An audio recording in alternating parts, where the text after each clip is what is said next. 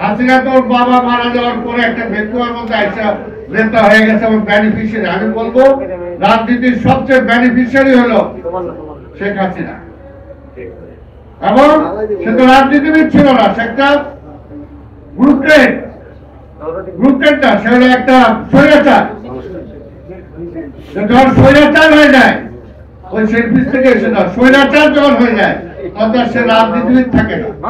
রাজনীতিবিদের character যেটা হওয়া উচিত, যদি সেটা ধারণ করতে পারতাম তাহলে তো হইতোই।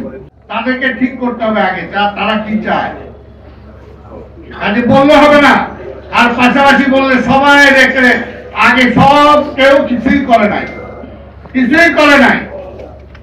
আর যারা 17 বছর 30 বছর 40 বছর ধরে গণতন্ত্রের জন্য লড়াই করছে, সংগ্রাম করছে, কারো কিছুই হয় নাই, তারা সব পরিষ্কার, সব ভালো কিছু করে দেওয়া তো সহজ না। যদি 5ই আগস্ট এই ফ্যাসিবাদের পতন না হয়তো, ক্রেডিট আমরা দেই, সবাইকে দেই, কিন্তু ইন্ডিভিজুয়াল কেউ নিতে চায় না।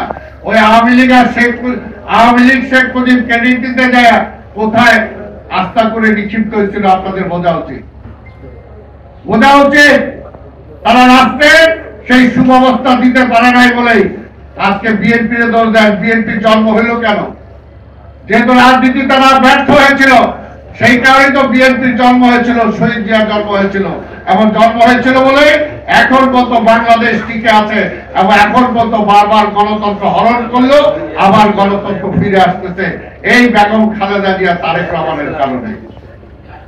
কাজে আজকে এটা বুঝতে হবে, খালি বললে হবে না। বলা একটা সহজ, কিন্তু করাটা আজকে খুবই কঠিন ব্যাপার।